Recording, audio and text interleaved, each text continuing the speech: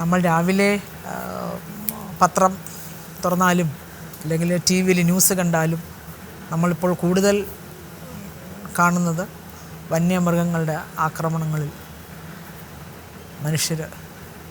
മനുഷ്യരുടെ ജീവൻ നഷ്ടപ്പെടുന്ന വാർത്തയാണ്. അടുത്ത കാലത്ത് വളരെ ഏറെയാണ്. അതൊരു വനഭാഗത്താണെങ്കിൽ, മലയോര പ്രദേശത്തോ വനത്തോട് ചേർന്ന് കിടക്കുന്ന ഭാഗങ്ങളിലോ ആണെങ്കിൽ, നമ്മുടെ നഗരത്തിൽ വന്നാൽ നമ്മുടെ പേടി നായ്ക്കളെയാണ്. എവിടെ നിന്നാണ്, എത്ര വരുന്നു, എങ്ങനെ കടിക്കും, ഏതവസ്ഥയിൽ നമ്മളെ ആക്കും എന്നൊന്നും അറിഞ്ഞുകൂടാ. ഒരുപാട് പേര് നായ്ക്കളുടെ കടിയേറ്റിട്ട് ഗുരുതരമായ പരിക്കേറ്റിട്ടുണ്ട്. ഇപ്പം കഴിഞ്ഞ ആഴ്ച തന്നെ 11 വയസ്സ് ഉള്ള ഒരു സ്കൂൾ വിദ്യാർത്ഥി മരണത്തിന് കീഴടങ്ങി. ഇങ്ങനെയൊക്കെ ഉണ്ട്. ഞാനിപ്പോൾ പറഞ്ഞു വരുന്നത് ഒരു 125 കൊല്ലം മുൻപത്തെ ഒരു സിറ്റുവേഷനാണ്.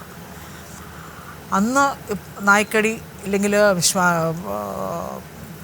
പേപ്പട്ടി വിഷബാധ അല്ലെങ്കിൽ പട്ടി കടിച്ചാൽ നമ്മൾ എന്ത് ചെയ്യും? അതിനൊരു സംവിധാനം തിരുവിതാംകൂറിൽ ആദ്യകാലത്തില്ലായിരുന്നു.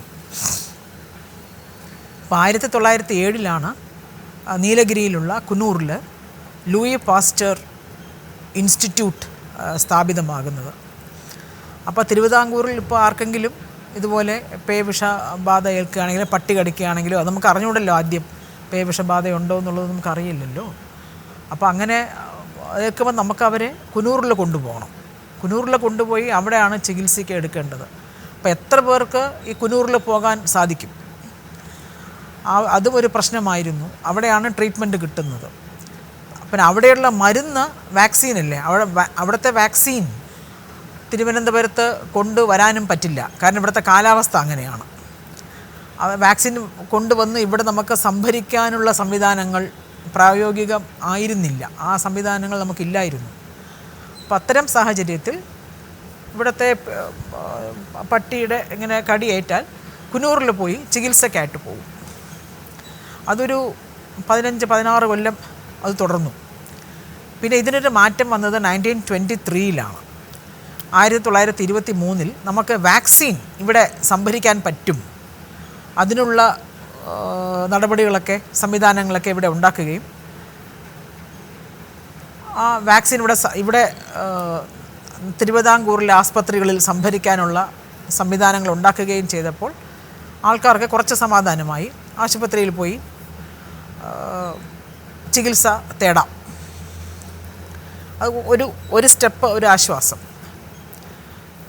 ഇനി അടുത്ത സ്റ്റെപ്പ് എന്ന് പറഞ്ഞത് ചിത്തിര തിരുനാൾ മഹാരാജാവിൻ്റെ കാലഘട്ടത്തിലാണ് വരുന്നത്. 1939 നമ്മൾ തിരുവിതാംകൂർ വാക്സിൻ ഉൽപ്പാദിപ്പിച്ച് തുടങ്ങിയത്. 1939 നമുക്ക് പബ്ലിക് ഹെൽത്ത് ലബോറട്ടറി ഉണ്ടായിരുന്നു, വാക്സിൻ ഉൽപ്പാദിപ്പിച്ചിരുന്നു. അപ്പോൾ അതിൻ്റെ വലിയൊരു പ്രയോജനം എന്താണെന്ന് വെച്ചാൽ, ഇങ്ങനെ നായ്ക്കളുടെ കടിയേറ്റവർക്കും ചികിത്സ കിട്ടും.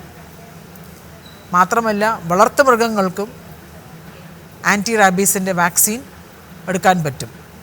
പശുക്കൾക്കും മറ്റ് കന്നുകാലികൾക്കും വീട്ടിൽ വളർത്തുന്ന പട്ടിക്കുഞ്ഞുങ്ങൾക്കും എല്ലാം തന്നെ ഈ റാബീസിൻ്റെ ഒരു വാക്സിൻ, ആൻറ്റി റാബിക് വാക്സിൻ എടുക്കാനായിട്ടുള്ള സംവിധാനം അന്ന് നമുക്ക് ലഭിച്ചിരുന്നു. അത് 1939 ചിത്തിര തിരുനാളിൻ്റെ മഹാരാജാവിൻ്റെ കാലഘട്ടത്തിലാണ് അത് ഇവിടെ സ്ഥാപിതമായത്. ഒരുപാട് പേർക്ക് പ്രയോജനം ചെയ്തിട്ടുള്ളതാണ്. തിരുവിതാംകൂർ മുഴുവനും ഇതിനായിട്ട് ഒരു ടീം, വലിയൊരു ടീം തന്നെ ഉണ്ടായിരുന്നു. ഓരോ ആസ്പത്രിയിലും ഒരു ഡോക്ടറെ ഇതിനായിട്ട് പരിശീലിപ്പിച്ച് ഈ വാക്സിൻ എടുക്കുന്നതിനുള്ള ട്രെയിനിങ്ങും കൊടുത്ത് അങ്ങനെ തിരുവിതാംകൂർ മുഴുവനും ഈ സംവിധാനം അന്ന് നിലവിലുണ്ടായിരുന്നു. ഇത് 1939 കാര്യമാണ് ഞാൻ പറഞ്ഞത്. പിന്നെ എപ്പോഴാണ് ഈ വാക്സിൻ ഉൽപ്പാദനം നിലച്ചതെന്നും നമുക്കറിയില്ല. ഇപ്പോഴും നമ്മുടെ കേരളത്തിൽ നമുക്ക് വാക്സിൻ നമ്മൾ ഉൽപ്പാദിപ്പിക്കുന്നില്ല. നമുക്ക് വാക്സിൻ വേണമെങ്കിൽ നമുക്ക് മറ്റ് സംസ്ഥാനങ്ങളെ ആശ്രയിക്കണം. ഇപ്പോൾ 2020, 2021, 2023 നമുക്ക് വളരെ വിശേഷപ്പെട്ട വർഷമാണ്. കോവിഡിൻ്റെ കാലമായിരുന്നു.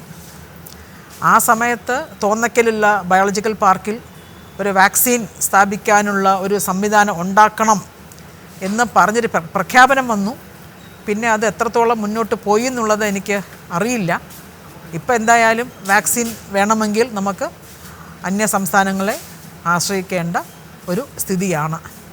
ചിത്തിര തിരുനാൾ മഹാരാജാവിൻ്റെ കാലഘട്ടത്തിൽ നമുക്ക് വാക്സിൻ ഇവിടെ ഉൽപ്പാദിപ്പിക്കാനുള്ള സംവിധാനത്തിൽ നമുക്ക് മറ്റ് പ്രയാസങ്ങളൊന്നും ഇല്ലാതെ കഴിഞ്ഞുപോയ സമയമാണ്.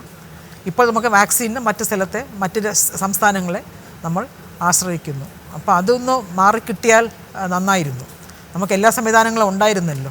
അപ്പോൾ അതുകൊണ്ട് അത് എത്രയും പെട്ടെന്ന് മാറണം. നമ്മൾക്ക് വാക്സിൻ ഉണ്ടാക്കാനുള്ള ഒരു സംവിധാനം കേരളത്തിൽ തന്നെ വേണം. ഒരിക്കലും ഉണ്ടായിരുന്നതാണല്ലോ, അതിനെ പുനരുജ്ജീവിപ്പിക്കുക എന്നുള്ളതാണ്. അത് ചെയ്താൽ വളരെ നന്നായിരിക്കും.